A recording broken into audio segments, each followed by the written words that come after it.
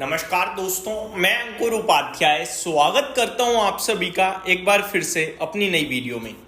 दोस्तों, अमेरिका के बाजार में वापस से तेजी आते हुए दिख रही है और इस तेजी के पीछे का रीजन है अमेरिका में आज जॉब्स डेटा आया है। कल भी आया था दोस्तों, कल थोड़ा डिफरेंट जॉब्स डेटा था। कल डेटा था कि कितने लोगों के पास नौकरियां नहीं है और वो जॉबलेस क्लेम कर रहे हैं।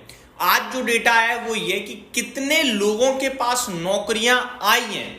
तो ये डिफरेंस है दोनों ही डेटा में। कल जॉबलेस की बात करी जाए तो अनुमान से ज्यादा लोग ऐसे थे जो बेरोजगार दिखे। इसी की वजह से कल अमेरिका ओपन तो ऊपर हुआ लेकिन एट द एंड नीचे बंद हो गया, बिल्कुल फ्लैट टू पॉजिटिव बंद हुआ।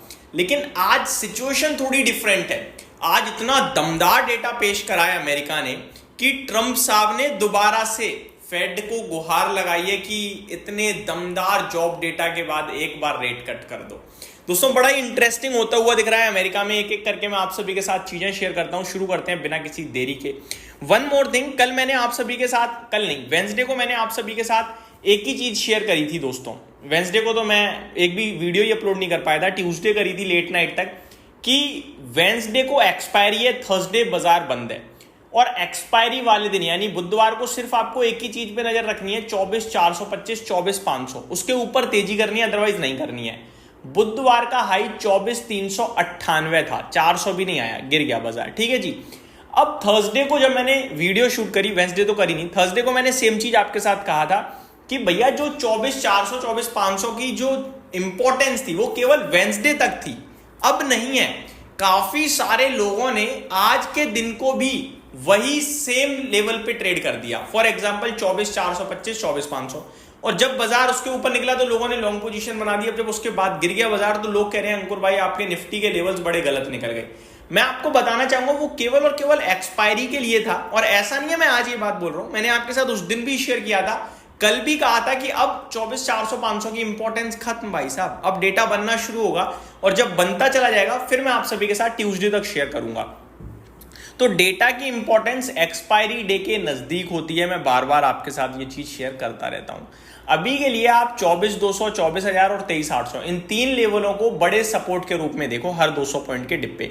जब तक इनके ऊपर है तब तक आपको घबराने की जरूरत नहीं है। अब वापस से टॉपिक पे आते हैं।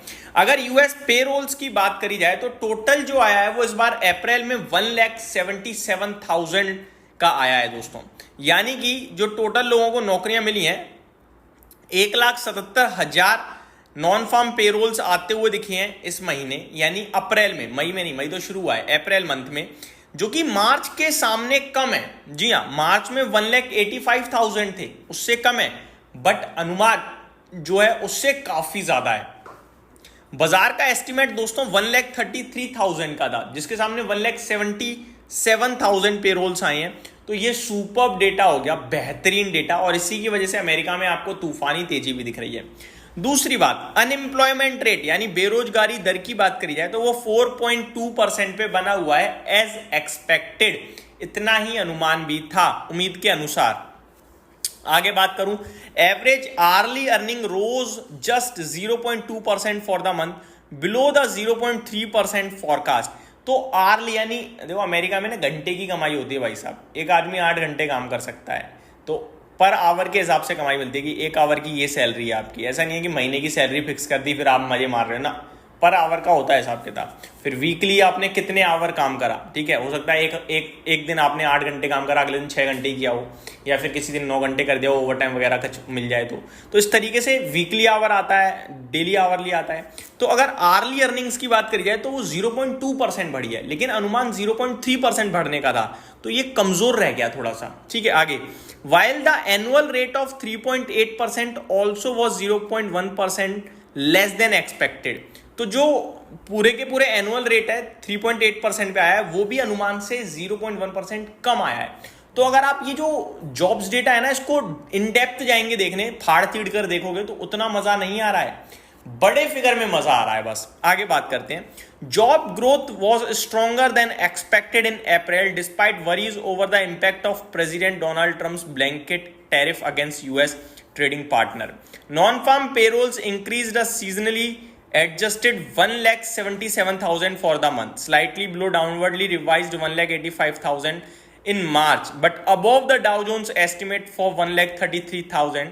The Bureau of Labor Statistics reported Friday, यानी आज आता हुआ दिख रहा है। ओवरऑल देखोगे तो अनुमान से बेहतर है और इसीलिए बाजार आपके लिए तेजी में दिख रहा है। आगे, a broader unemployment gauge that includes discouraged worker and those holding part-time jobs for economy reasons for the underemployed edged lower to 7.8%. The labor force participation rate edged higher to 6.2%. Overall देखा जाए दोस्तों तो बाजार इससे खुश जरूर है, लेकिन ये इतना कोई दमदार नहीं है। आज अच्छा दिख रहा है क्योंकि है खुशी मना रहा है। ट्रम्प साहब ने उसको थोड़ा पॉजिटिव वे में ले लिया। ट्रम्प साहब ने कहा भैया रेट कट कर दो, दमदार ग्रोथ आ रही है, देख लो जॉब्स डेटा अच्छा आ गया है।